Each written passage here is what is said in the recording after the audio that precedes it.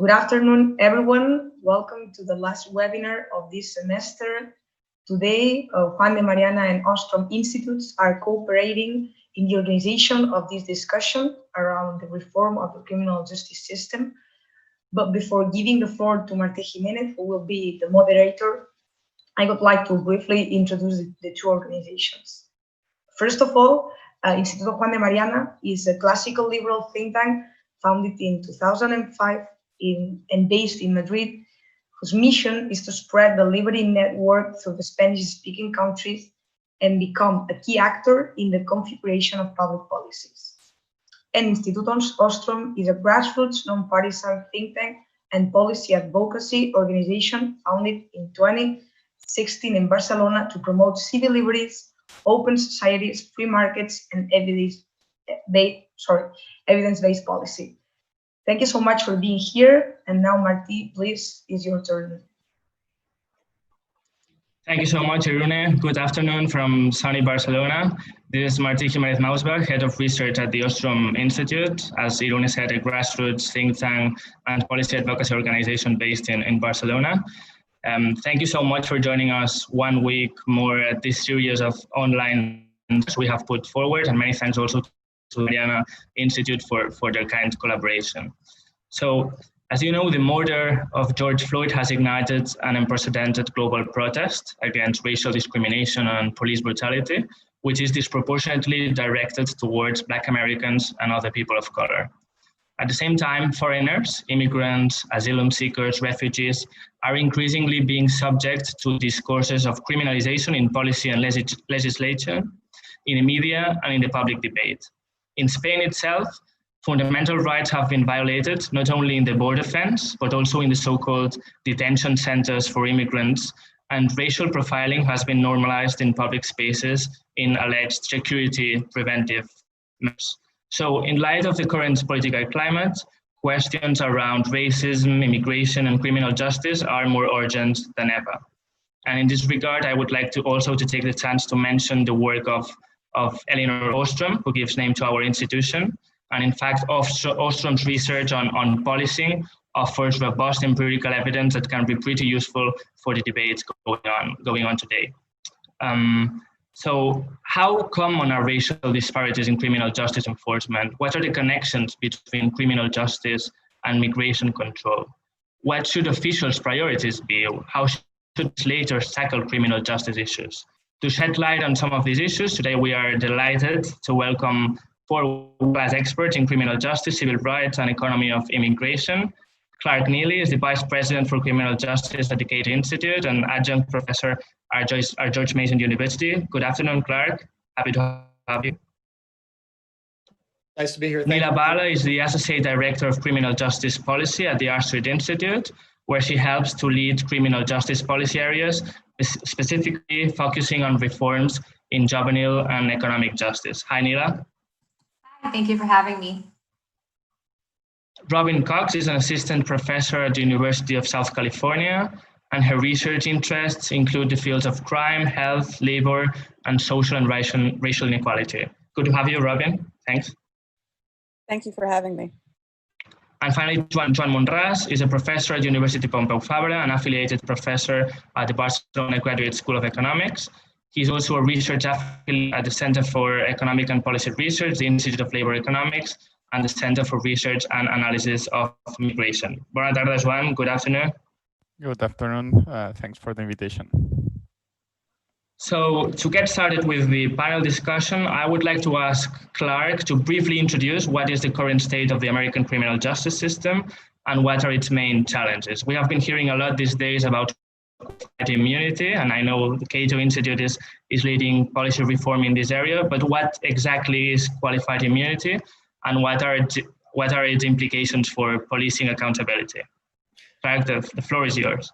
You bet. Thanks so much. I'm thrilled to be here to talk about criminal justice today, state of criminal justice in America. I'm actually quite humbled to be on this panel. I'm not sure how I got here, but it's really exciting.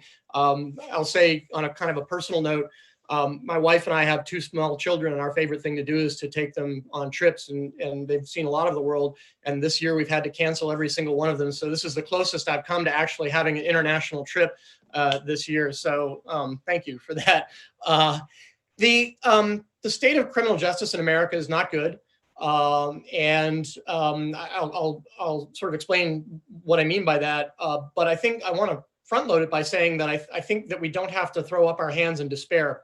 There are a lot of things that we could and should be doing better than we are.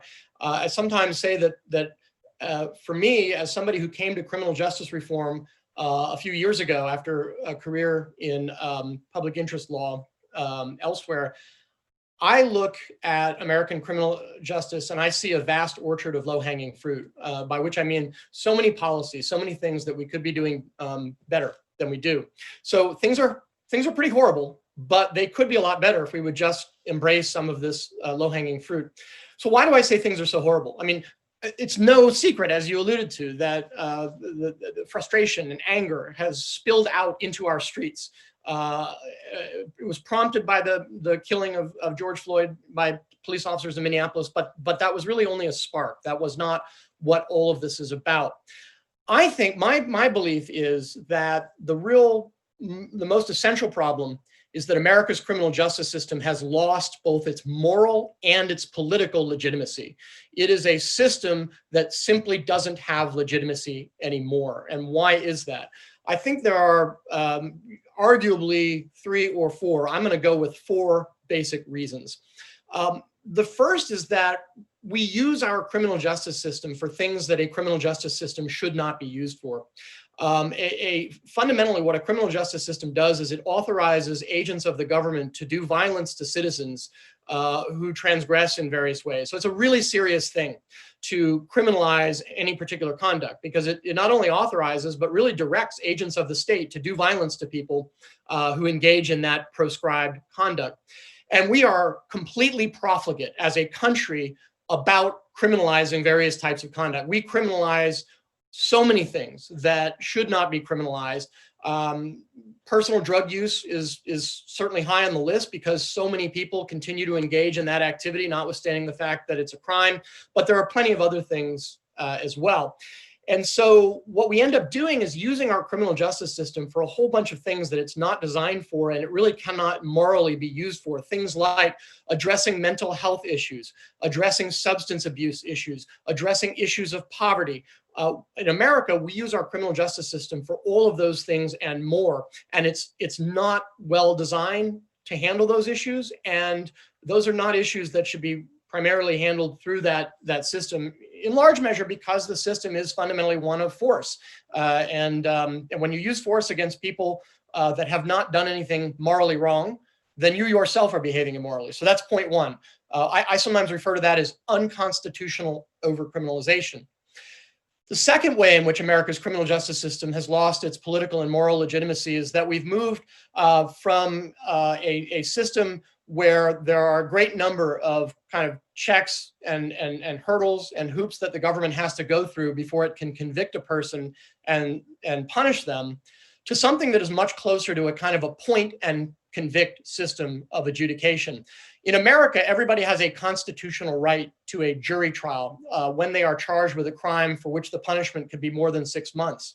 But criminal jury trials in America are almost unheard of today. Why? Because we permit coercive plea bargaining. In fact, we have embraced coercive plea bargaining to the point where 95% of all criminal convictions in America come from guilty pleas.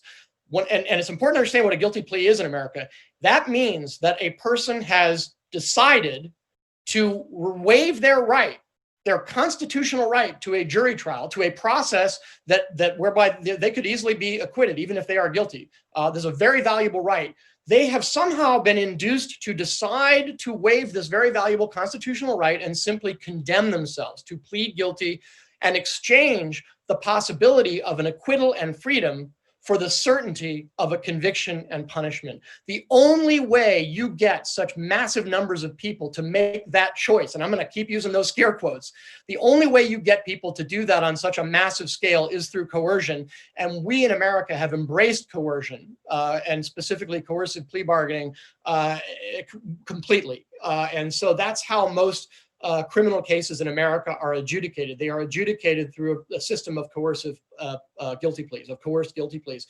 The third thing, and I'll spend most of the rest of my time talking about it, is that all of this takes place in an environment of near zero accountability for members of law enforcement. For prosecutors, the figure is actually zero. Prosecutors are the least accountable people on the planet, American prosecutors, arguably. And American police officers are nearly as unaccountable, largely due to this doctrine of qualified immunity that I will touch on in just one moment. But I want to say, I thought there were four things. I'm not going to get into the fourth thing because some of my fellow panelists will, but if you fail to mention that all of these problems, all of these pathologies that I have mentioned, both take place within and also help to create a system of persistent racial disparities. You cannot possibly talk about American criminal justice without noting the persistent racial disparities in the system. Now, I know others are going to talk about that, so I won't dwell on it, but I want to make sure that I make clear that in my view, you can't have a conversation about the state of American criminal justice without talking about the persistent racial disparities in the system. And I know we're going to do that, and as we should. So real quickly, what is qualified immunity? It is simply this. It is a legal doctrine that was invented out of whole cloth by our Supreme Court that effectively transforms our federal civil rights law, which as written stipulates that people can sue state actors. That means anybody who's employed by a state or local government, a municipality. Under federal law, you have the right to sue anybody who violates any state actor who violates any of your rights, The actual language is that a state actor shall be liable to the person injured for the deprivation of any right. What the US Supreme Court did was it inserted effectively two words into that statute. So now you can only sue for the deprivation or for the violation of any clearly established right. Those words, clearly established, do not exist in the statute that was enacted by our Congress and were instead effectively placed there by the US Supreme Court.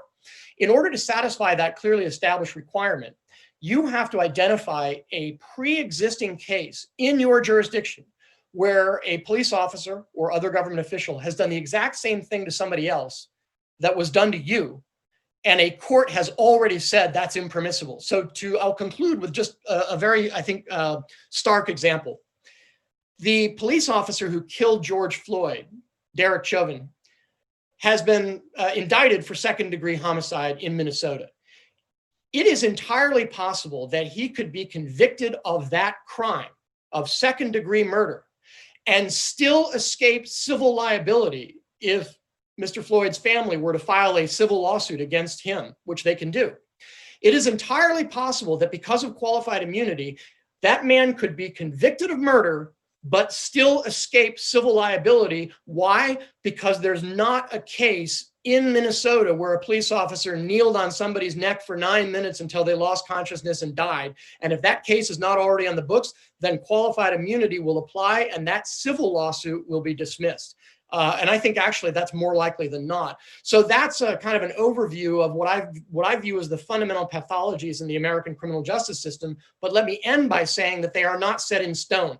There is a vast orchard of low-hanging policy fruit that we could embrace and deploy to improve the system. We have simply chosen not to do it for reasons that I don't fully understand. But I think all of us are working on and trying to push those reforms into a system that is largely resistant to them.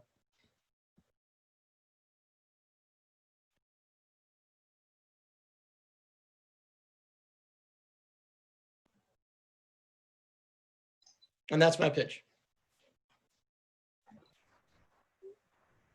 Thanks, Clark, for this great introduction of the state of the art of criminal justice now in the state. And we hope that policymakers address this low-hanging fruit you have mentioned in the upcoming months. So moving on to Nila, what are the main institutional flaws of the criminal system in the US right now, and how could chances on abuses of power increase legitimacy and accountability? Should we be rethinking the work of policing, and what should officials' priorities be? Sure. Thank you so much for that part, Marty. I just wanted to let everyone know that my remarks sort of are influenced and enhanced by my background as a public defender. I practiced as a public defender in Baltimore City, and I was actually working in the northwest part of the district when the death of Freddie Gray took place, as well as the subsequent protests. And I am constantly thinking back to that moment because we are, in many ways, at that moment again, where another Black man has died at the hands of police. And we're asking ourselves again, what can we do about it? So I just want to plus one everything Clark just said. I think a lot of us will be saying things that the others agree with, but I'll try to make my remarks distinct and maybe give a different sort of some different information to the same issues. But in terms of the main institutional flaws of the criminal justice system, to me, it comes down to prioritizing punishment and containment over re-entry and human dignity. So really thinking about the values that are illuminating our criminal justice system. The truth of the matter is that 95% of people who are in jail and prison will re-enter our American society. And we really need to ask ourselves, what sort of people do we want re-entering? And how are we going to include them back in the American dream and actually provide them a reasonable and valuable chance at redemption, at finding their own American dream? And right now, we're absolutely not doing that. People are often essentially facing a lifelong sentence of poverty when they exit the criminal justice system, even if it's just an arrest record or a minor criminal justice record, because so many employers, in fact, 9 out of 10 employers are using background checks, 4 out of 5 landlords use background checks. And right now in the American criminal justice system, and I think this is a contrast to other systems where there is more forgiveness, there is a policy of setting aside convictions one day. And that's not necessarily the case in America. And if we are sentencing close to 1/3 of our population that has criminal justice records, so this lifelong stigma, this scarlet letter that they always have to bear, then I don't think we're doing a very good job of centering human dignity in our criminal justice system. The other place that you can see the fact that our values are misaligned or skewed is the way that we've incentivized different actors in our criminal justice system. So if we truly believe in these values of human dignity and preserving public safety and making sure individuals can reintegrate at some point back into society, then we really have to question the way we've built the incentives. And I mean at every point in our system. So from police being rewarded when they have more arrests, when they go after fines and fees and minor crimes instead of policing violent crimes, to judges being incentivized to detain people and give them high cash bails because they don't want their name in the front page if something happens, to prisons being incentivized to fill up beds because that's how they're reimbursed, to probation and parole officers being incentivized to actually, and I've heard this from my clients, keep quote unquote good people on their caseload because they're easier to manage, and violate quote unquote difficult people or bad people so they go back to prison so that their jobs are easier. So you can see these misaligned incentives. And I think that's a significant institutional flaw in the American criminal justice system. Now, Marty, you asked me a few other questions, and I'm going to try to get to as much as I can. When we talk about rethinking the job of police, we really have to ask why we keep seeing Freddie Gray's and George Floyd's happen over and over again. And I mean, you as well as me probably see many different accounts or possibilities or issues from police training or lack thereof to holding police accountable, which Clark talked about with the qualified immunity doctrine. Another issue is needing to demilitarize police, because right now our police force in America looks a lot more like a military than a community police force. They have military weaponry, they have military armament, and in fact, most of the community is often very fearful of police. So those are all issues, but I again want to take a step back and just focus on a value since we don't have too much time to go into every single detailed solution, and just say, I think there's been a huge breakdown of trust, between police and Black and brown communities, as well as police and immigrant communities. And I know that some of the other panelists are going to highlight those issues. So when we're rethinking the job of police is to keep us safe. It is to look at those violent crimes and try to solve them. And I'm glad I have police that I can call when, something really terrifying has occurred to me or my family. But right now, that's not what police seem to be focused on. There's been a complete breakdown in trust because again, this is from accounts of my clients working in Baltimore, police are doing too much and also not enough. We're asking too much of them and we're asking too little of them. It's both. Their role in the community right now is often my clients tell me they don't come out and try to solve the violent crimes that we need them to solve. They don't seem to care about the murders and the rapes and the significant crimes that Black and brown communities are faced with, but they are always there, policing the corner streets for low-level drug offenses and things like that. And that's the same thing with, with immigrant communities. Immigrant communities have lost faith and trust because they're scared that they're going to be deported. And in fact, in one recent survey, 60% of respondents said that if they knew their city was working with ICE, they were less likely to report a crime. And so those are things that we need to keep in mind. We want our police and our communities to work together. So we have to really look at what a community policing model could look like. Right now, trust is completely broken, but we have to start somewhere in building that up. Finally, I'll say in terms of officials' priorities, I just want to say one thing, which is I think right now there's a lot of attention on policing, and I think that's a good thing. But I would urge officials and legislators and criminal justice advocates to think about this moment as more than just about policing, because racial disproportionality affects every part of our criminal justice system, and we can't just focus on policing. It starts as early as preschool, when Black preschoolers are more likely to be suspended or expelled. So that school to prison pipeline starts very early. There are issues in the juvenile justice system. There are issues with reentry. And there's so many different things we could do. So I think it's a great moment because, as many have said, it's an opportunity that everyone is kind of looking at our criminal justice system. So I would say let's take that opportunity and look at many of the low-hanging fruit that Clark mentioned that we can try to reform. So thanks, Neela, for raising this crucial point. I believe increasing trust, legitimacy, and faith should be the cornerstones of reform in the upcoming future. So, Robin, delving into the intersection of race and criminal justice, are racially biased policies eroding the fabric of those communities police are actually trying to protect? And what is the impact on economic opportunities and social mobility? We believe alternative individuals back into society in a fair and equitable way. Yes, thank you, Marty Irunye and the Ostrom Institute, as well as the Institut de Mariana, for inviting me to be a part of this discussion today and for your thoughtful questions. I want to sort of tie in with what Neela and Clark were discussing, the racial component of this. And I think even with what I talk about today, you'll hear the overlap in all of these, in sort of all of these different perspectives, or actually overlapping perspectives. So for over 50 years, civil unrest has often taken place due to confrontations between citizens and police over apparent discriminatory practices and the use of state-sanctioned violence.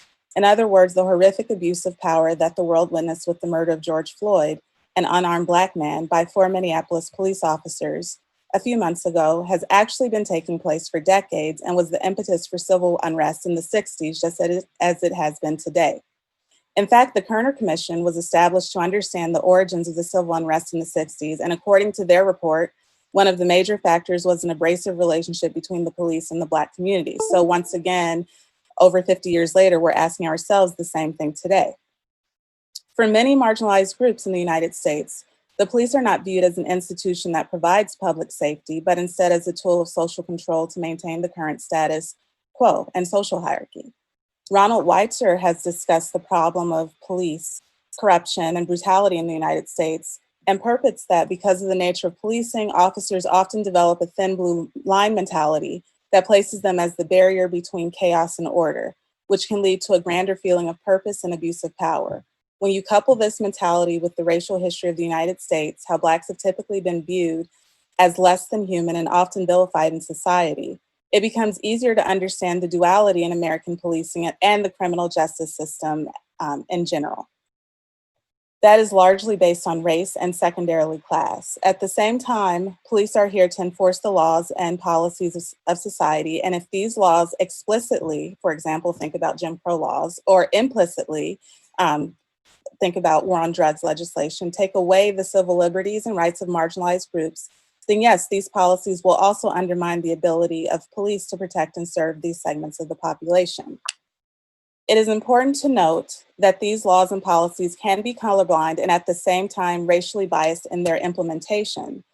For example, the Edward Burns State and Local Law Enforcement Assistance Grant, which I've done some research on, is one of the primary funders of the war on drugs, and is also racially implemented in sort of a racially selective enforcement type of way. Sentencing disparities between crack and powder cocaine is another example, and other policies such as cash bail, which is actually quite coercive when we think about the plea bargaining and 95% of cases being pled out. You should also think about the cash bail system. So all of these have disproportionately impacted minoritized communities, especially Black Americans, and are examples of seemingly colorblind policies that were not necessarily race neutral in their implementation. Note that many argue from a statistical discrimination perspective, where Blacks and other racial minorities are inherently viewed as the main criminal element of the population, disproportionately contributing to crime. This argument is often used to justify policies of racial profiling in policing and or other racial disparities within the criminal justice system.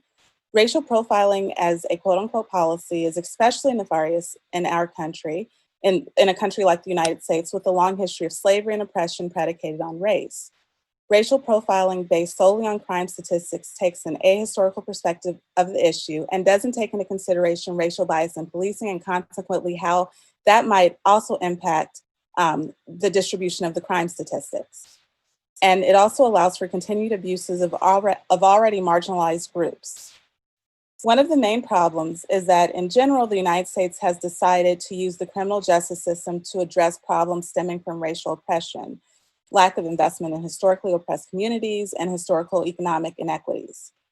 This has increased the contact of historically marginalized and oppressed communities with the criminal justice system and ultimately places too much emphasis on short-run solutions to inequality and too little emphasis on long-run solutions, such as racial economic justice, which, by the way, Dr. King was fighting for when he was killed.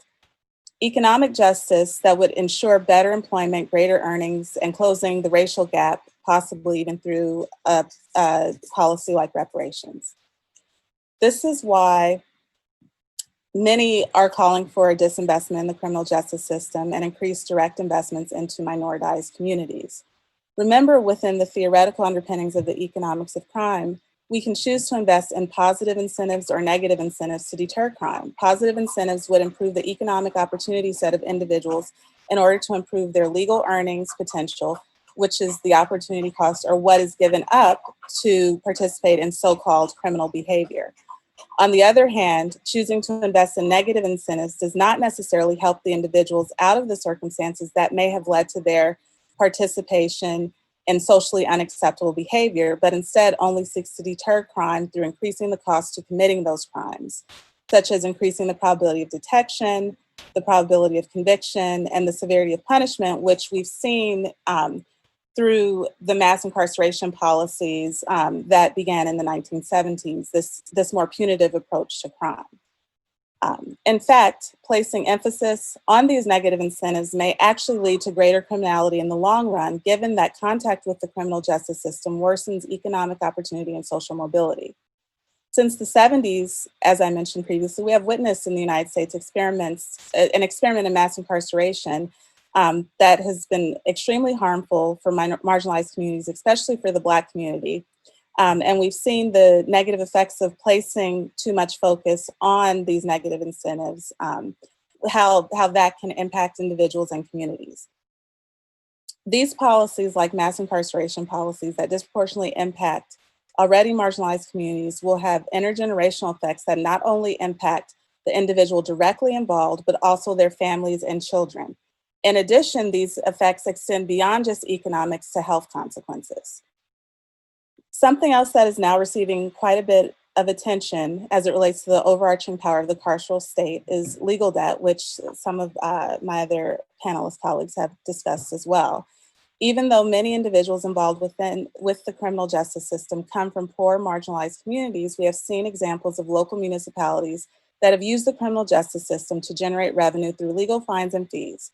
This system places additional financial strain on the individuals and families involved with the system. Many families with incarcerated loved ones also end up going into thousands of dollars of debt to stay connected with their loved ones and to help them with their legal troubles. Overall, I hope what I have conveyed here is that the system is broken, as we've discussed, and it operates differently based on your race and socioeconomic status. Therefore, we need to rethink the entire system and really understand its role in perpetuating racial oppression and inequality. We need to address the parts of the system that allow for it to push so many people through the system who are disproportionately from historically marginalized groups at every level, not just the police who are the first responders. We need reform at the prosecutorial level, the judicial level, and the punishment level. We also need reform at the societal level. Remember, society is who passes and agrees with these laws that are passed that have these disparate impacts on different communities.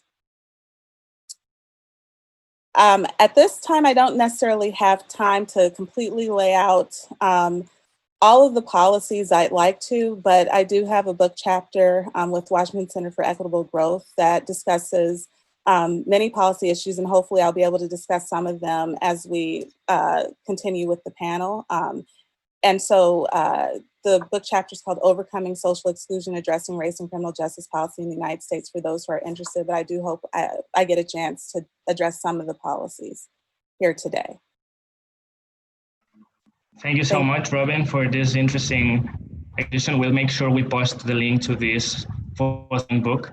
And thank you so much for highlighting the importance of transitioning from a fundamentally punitive criminal system to one that increases liberty and opportunity. So, as you've mentioned, the George Floyd scandal takes place in the midst of a political scenario in which immigrants, asylum seekers, refugees are increasingly subject to discourses of criminalization in both policy and legislation, and in the media and the public debate. But Joanne, what are the economic consequences of immigration flows? How do labor market regulations impact their social and economic integration? Is there any relationship between legal status and criminal activity of immigrants, and what are the differences between bigger and smaller cities? Okay, so let me start by saying that those are difficult questions to answer in a few minutes, but let me at least try to convey how we can perhaps think about them. The first thing, what are the economic consequences of migration? I think perhaps a good way to start thinking about this question is thinking about the different groups involved in the host economy.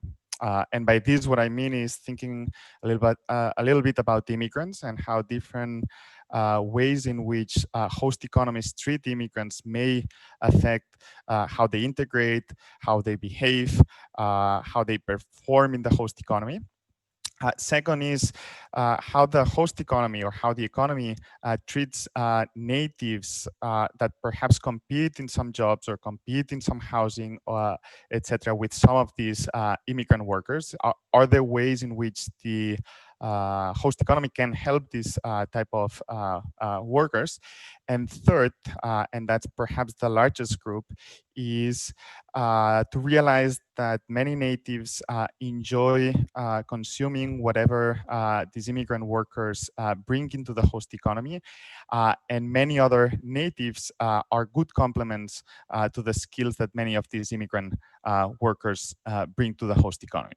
Okay, now, so those are the three broad groups, and it's hard to put exact numbers on what is the consequences in terms of welfare or in terms of wages, etc., to each of these three groups.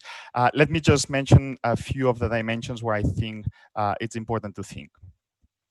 First, when thinking about immigrants, I think there's typically the policies that are put in place to think about or to deal with migration may impact typically immigrants in at least three different ways.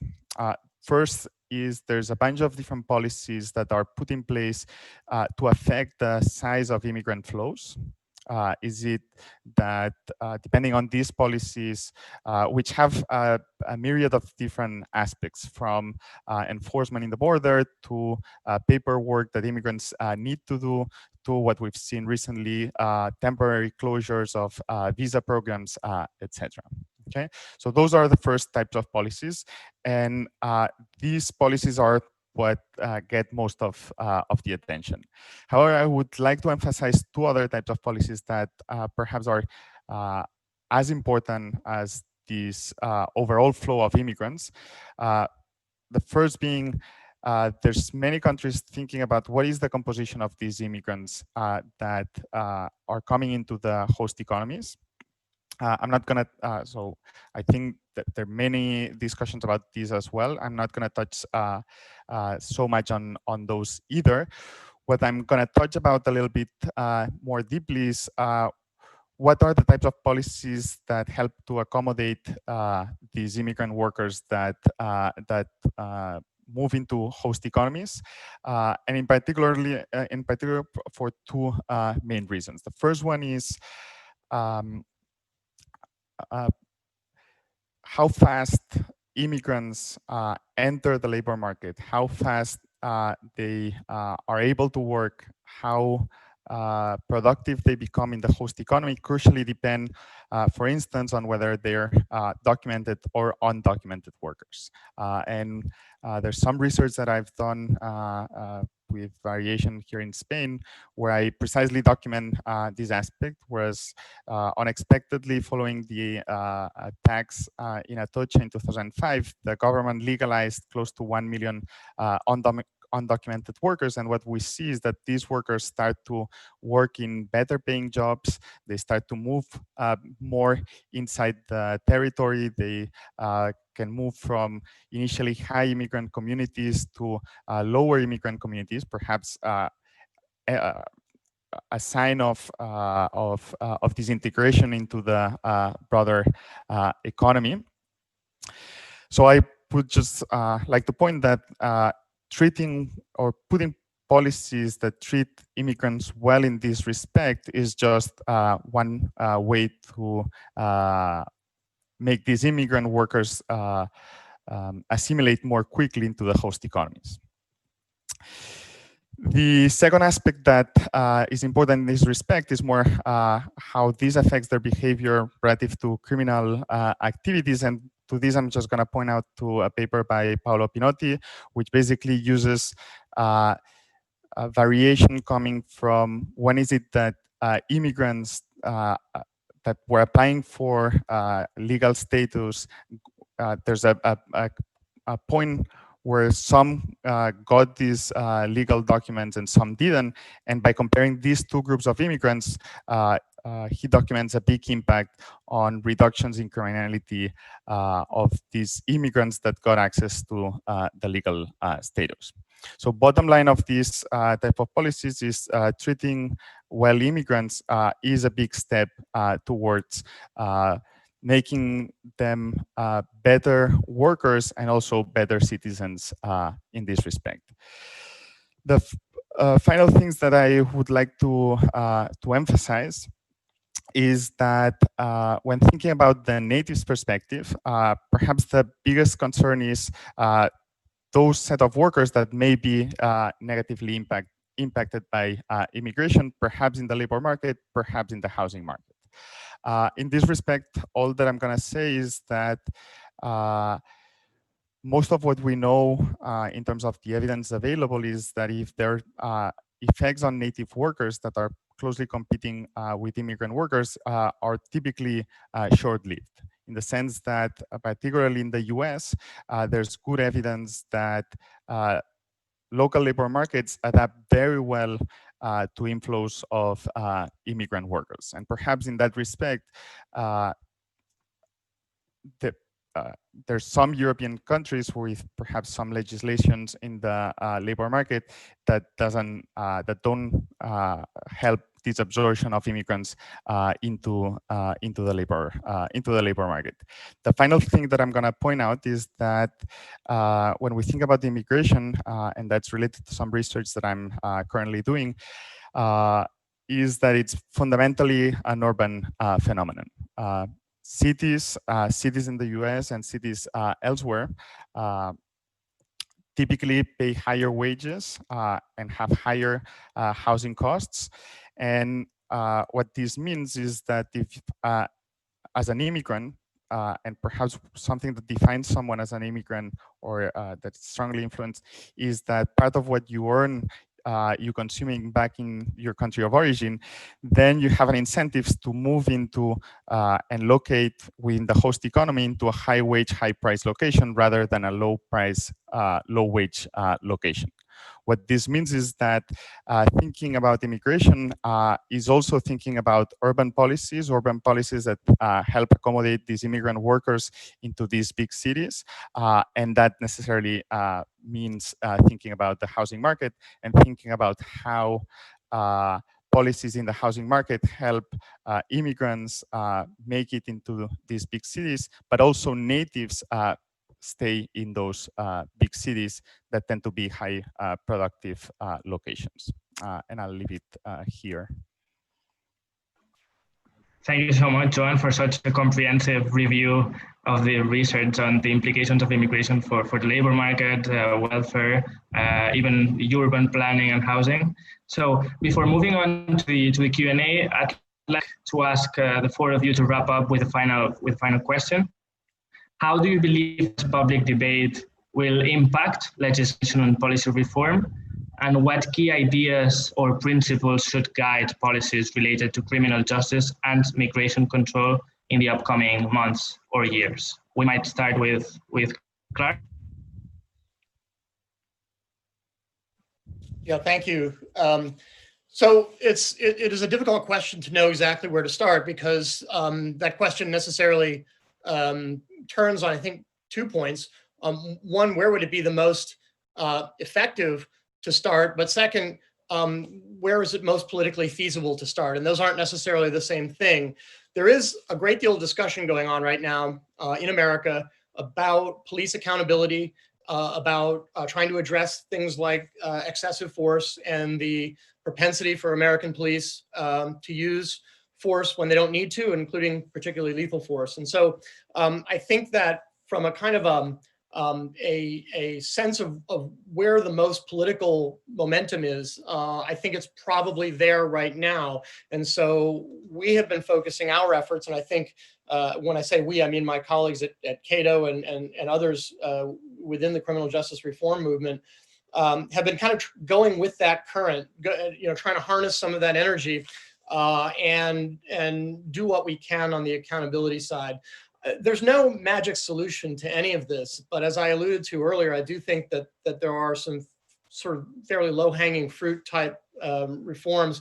And one thing that's very encouraging is that the proposal to completely eliminate qualified immunity seems to be gaining significant traction in our Congress. So this is actually an issue that can be addressed at the federal level by the legislature. There are a number of people in Congress who've expressed a strong desire to address the qualified immunity issue. Now, to be clear, eliminating qualified immunity isn't going to sort of transform our system overnight. I don't think there's really any policy response that will do that.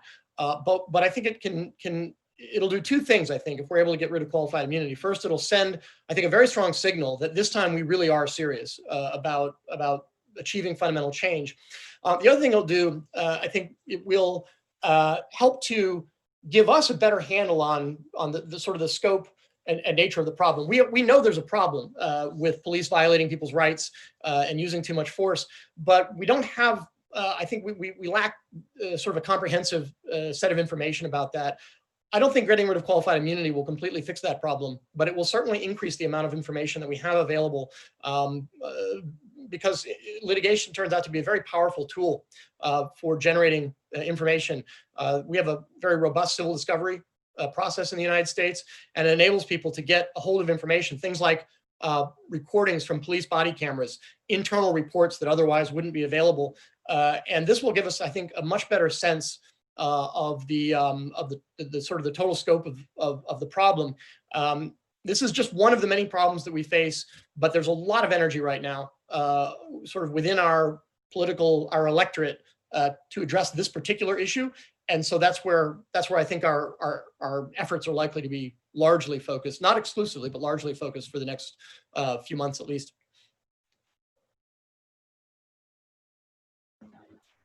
Thanks, Clark. Shall we to Nila? Sure. I just, again, want to echo everything Clark said, that there's lots of reforms that I wish would occur, but I do think in terms of what's politically feasible at this moment, a lot of it is going to center around policing. I also want to say that we've already seen some changes in the last few weeks. There have been at least 5 school districts, for example, that I know of that have reevaluated their policy about having school resource officers, which are police officers that actually are within the school. So some schools have, said we're not going to continue that practice, which to me makes a lot of sense given the research and the evidence, which is that these school resource officers don't actually make these schools safer, but they do increase disciplinary actions and that school to prison pipeline that I described earlier. So schools that have these school resource officers are more likely to have, especially Black and brown kids, entering the juvenile justice system for what would otherwise be categorized as normal adolescent misbehavior. So we're already seeing a lot of states introducing legislation to do many of the things Clark mentioned, holding police more accountable, creating more transparency, moving funding around, which Robin mentioned. So maybe taking some funding that had been previously allocated to police and putting it in community support, mental health, social services. So a lot of jurisdictions are already looking at that. I also want to mention that all of this is happening against the backdrop of a deadly pandemic, unlike anything we've ever seen. And that also is part of the current debate. It's also part of the current political climate. And one thing that I think COVID-19 has created sort of experimental conditions for in our criminal justice system is to really force our officials to ask themselves, why do we detain and imprison so many people? And do we really need to for public safety? We've seen drops in many jurisdictions about regarding admissions of people coming into jails and prisons. And places that are looking at this issue intelligently have released a lot of people. And I think that's just going to show us in the long term that we don't need to be imprisoning as many people in the American justice system as we do. There are 2 other reforms that COVID-19 has led to, which again is interacting with the death of George Floyd. So it's creating this interesting moment, I would say, in American history. One is suspending fines and fees. Many jurisdictions have done that because of COVID-19. But again, I think and I hope that there might be some long-term implications that we'll see that going after poor marginalized communities for fines and fees is not effective. It's not effective as a public safety strategy. It's not effective as a fiscal strategy. And then the other thing that's been an interesting result is a lowered and decreased detention of people who are violating technical conditions of probation. So not committing new offenses, but maybe missing curfew or missing an appointment with their probation officer.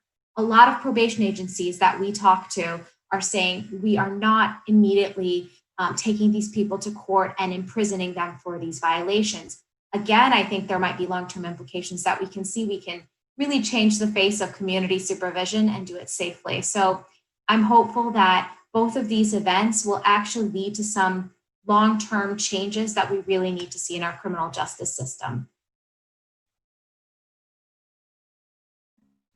Thanks, Nila, for this take-home message.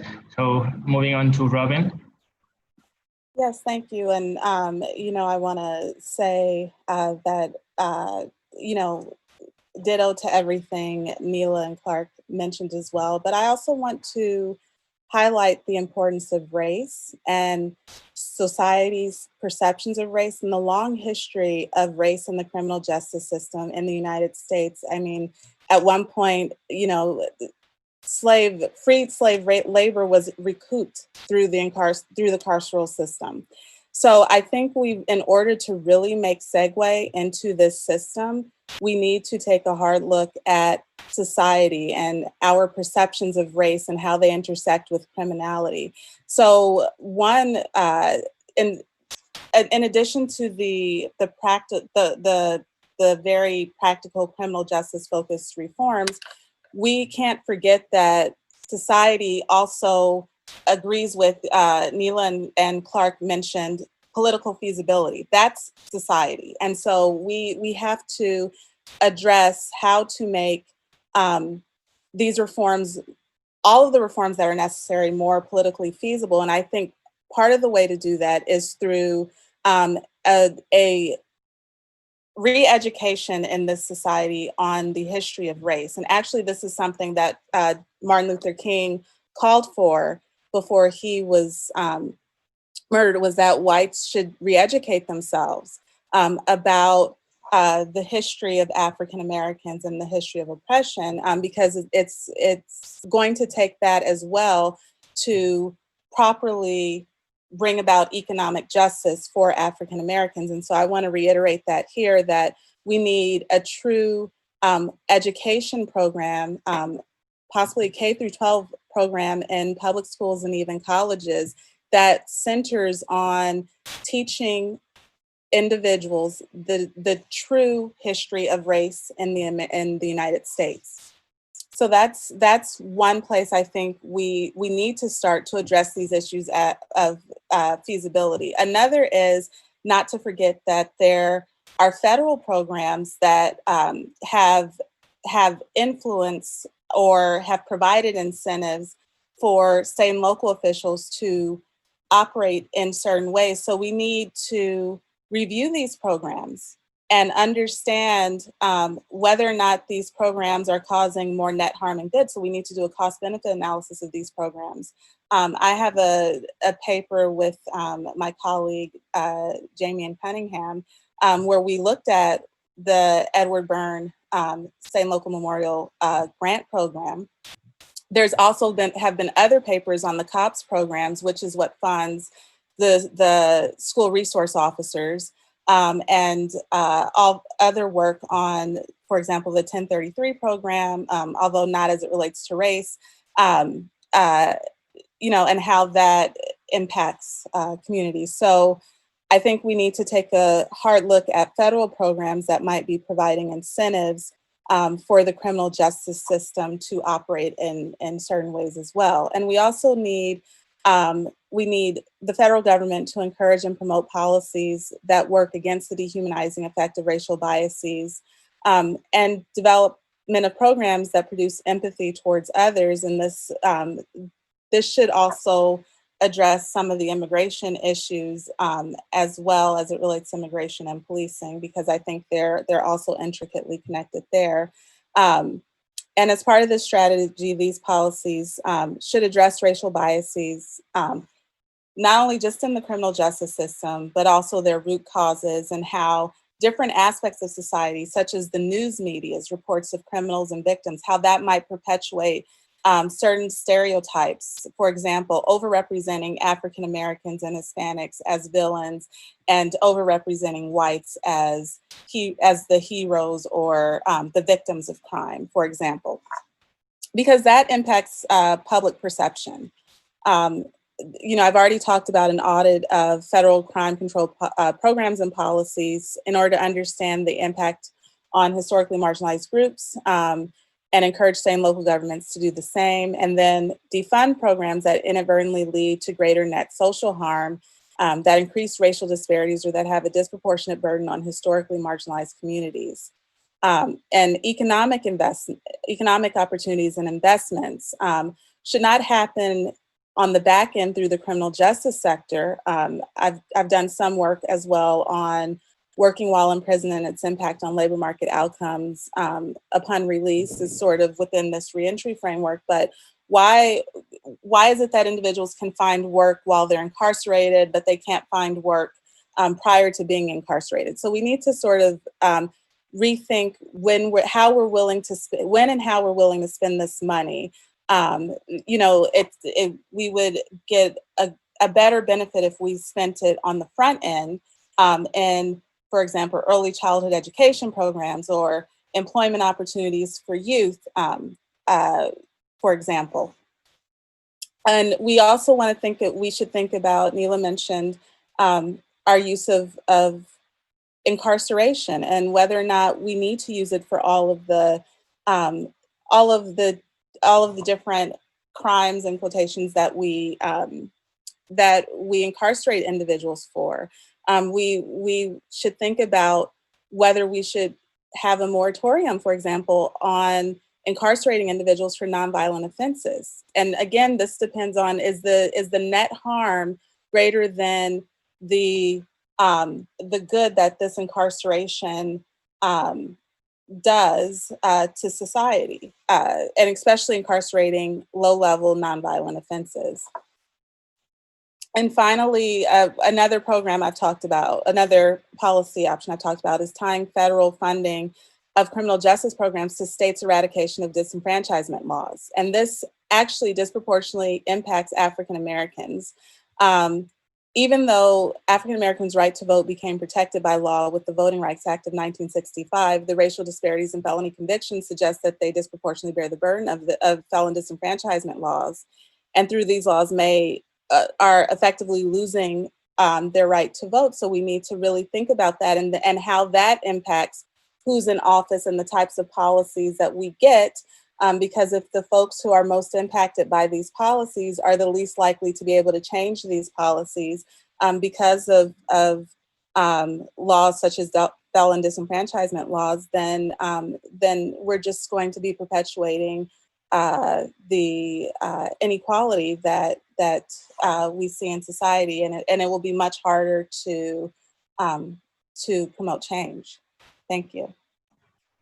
Thank you so much, Robin, for bringing these key policy ideas and references to the table. So let's move on to Joan to end this round.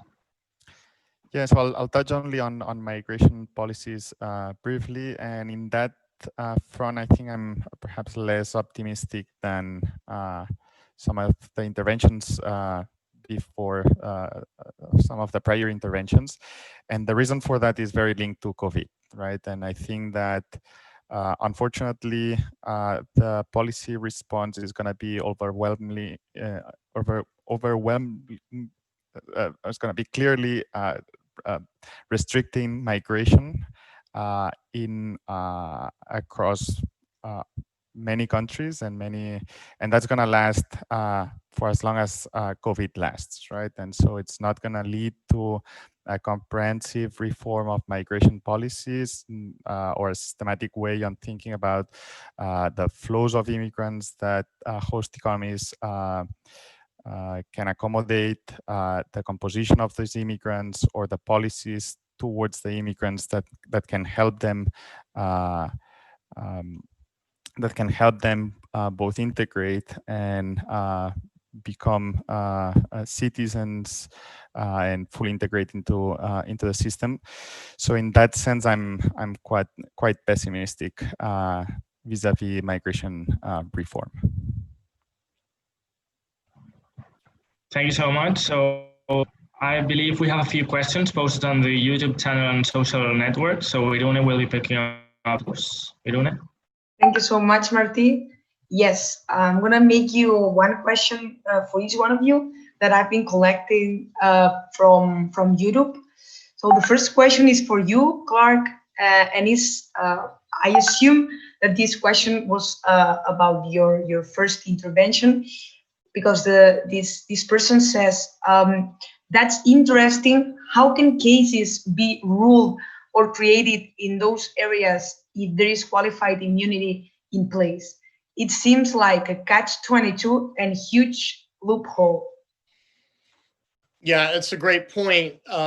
Just to maybe reformulate the question to make sure we're all on the same page, this is a question that does come up, and that is, well, if you have to point to a pre-existing case in order to show that the right in question is clearly established, how does that pre-existing case ever get made? And the short answer is this. The qualified immunity analysis is a two-step process. The first question is, were your constitutional rights violated, yes or no? The second question then is, if yes, then was the right that was violated clearly established? Now, up until about 12 years ago, courts would take that in the sequence that you would think. So they would answer that first question first. They would say whether or not there was a constitutional violation because of what happened in that particular case. And only then would they move on to the second question. But the Supreme Court handed down a case, I think it was in 2006 or 2008, where the Supreme Court said that the lower courts could approach that or apply that framework in whatever order they wanted. And of course, it's a lot easier when you've got a novel fact pattern. It's a lot easier to say, well, putting aside the question of whether or not what happened in this case represented a constitutional violation, we can certainly say that it has not yet come up, so the right in question is not clearly established, and that's sufficient to answer this case. And it turns out that courts increasingly do it that way. In other words, courts increasingly take the easy out and do not answer the question of whether a constitutional rights violation occurred. They simply go to the second and easier question, whether the right at issue was clearly established. Usually the answer will be no. And the thrust of that question is exactly right, which is that this has a tendency to cause the development of the law to stagnate. And in fact, some lower court judges have picked up on that exact point and have said, that this creates this perverse situation where a police officer can engage in conduct that we all agree represents a constitutional violation today. But because we don't hold that, because we skip to the second part of the analysis, the exact same thing can happen tomorrow and the next day and the next day and the next, ad infinitum. And so it's just one of the many kind of perversities of the qualified immunity doctrine, that it creates a situation where the law does not develop, or it develops much more slowly than it should. And people can have their rights violated in exactly the same way over and over and over and over again. And it's one of many, many reasons why we've got to get rid of qualified immunity. So thanks for that question. Well, thank you so much for this clarification. I have another question. Well, another person has another question about the war on drugs. This question is for Nila. And the question is, what are the implications of drug policies with regard to the Black community?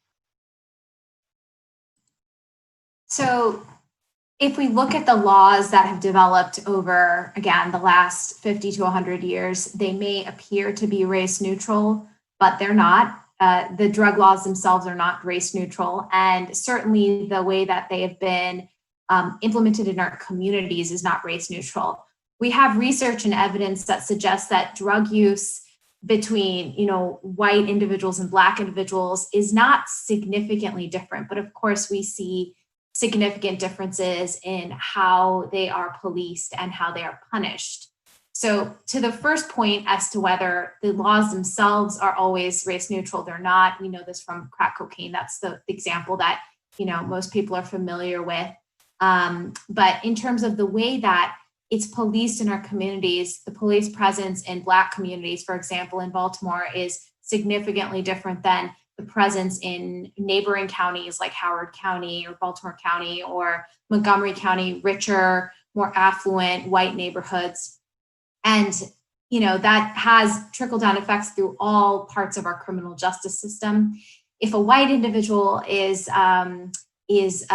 smoking some marijuana, or even is in the presence of cocaine or heroin, they might be more likely to be offered a diversion program or go into a drug treatment program, and maybe not even have a conviction or an arrest record for that matter, depending on the police officer who encounters them, or maybe police isn't the first person to encounter them and they actually get help before that moment.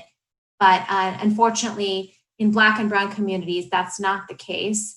And in so many cases that I saw when I was a public defender in Baltimore, these were very small amounts for personal use. And these were individuals who certainly had a drug issue and probably needed treatment. But what they didn't need is the criminal justice system and incarceration, and to just be in this vicious cycle where they were repeatedly just building up a criminal justice record without any true intervention or assistance to deal with the root issues. And for many of these individuals, the root issues could be related to trauma, to poverty, to lack of opportunity. So it's a complicated question, but I think those are some of the implications that I'll list. Well, I think you explained it very well. So thank you so much for pointing this out. We have another question, this time for Robin. And the question is, prisons are also usually located in rural towns where they serve as a source of employment for the white community. These towns and their borders lobby states to build more prisons. How do criminal justice and labor markets interact?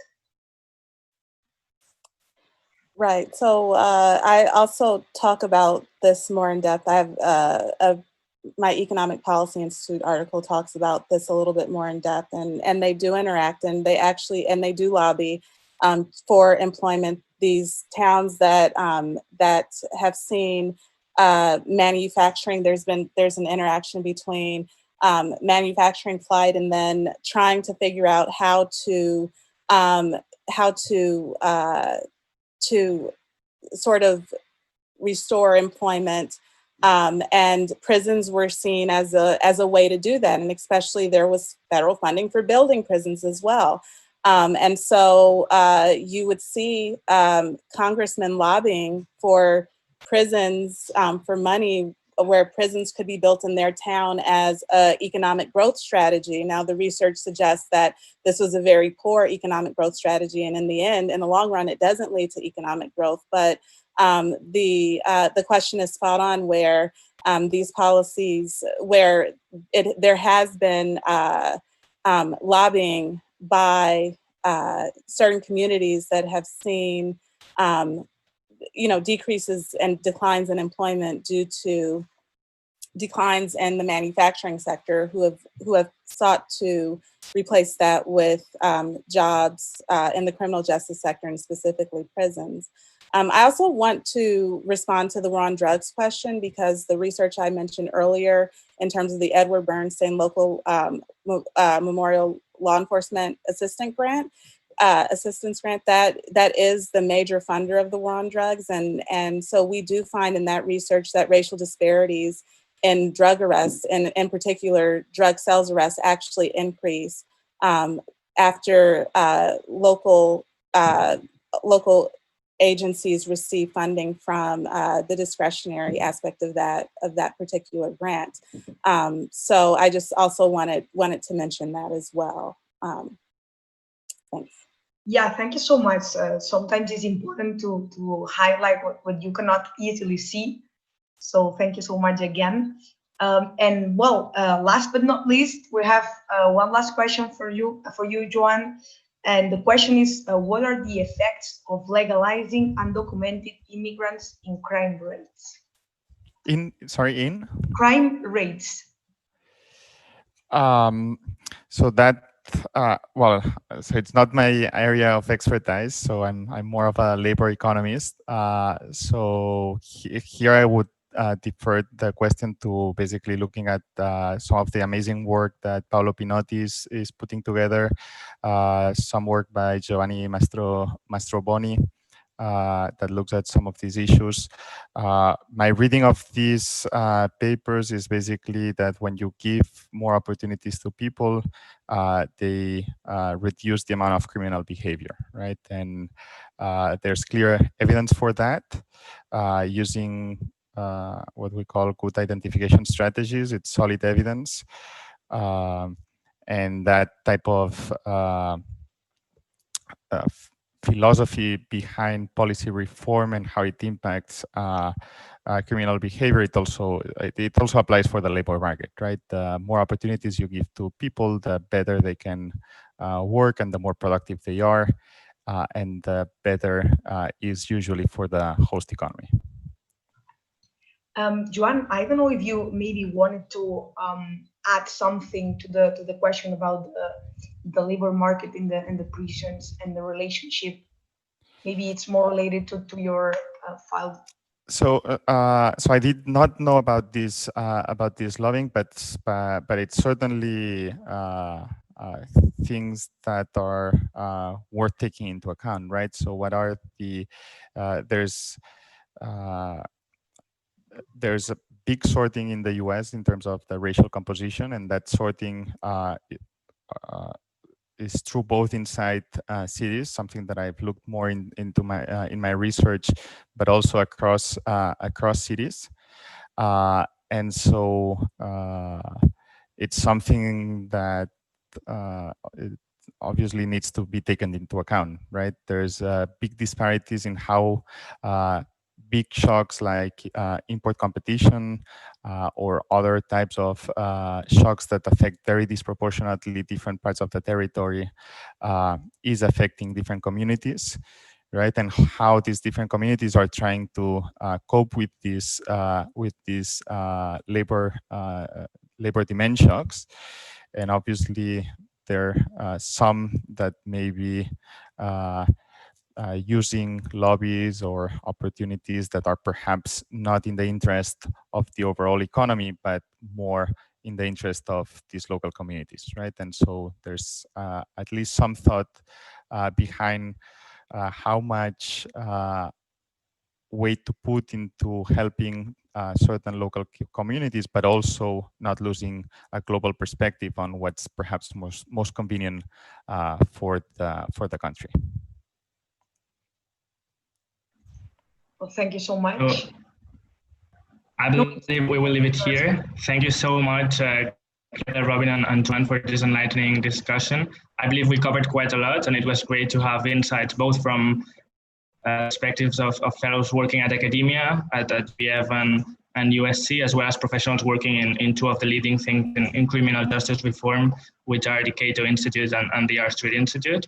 Thanks also to those who followed us on social networks and YouTube channel. We'll be posting this video also on our YouTube channel. So yeah, I would end up by saying that anyone concerned with liberty and equality before the law ought to be centrally concerned with ending criminal injustice, racial discrimination, and restrictions. So thank you so much. Stay home and stay safe.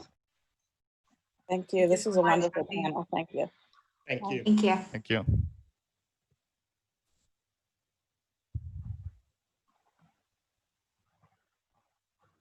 Bueno, pues ya está.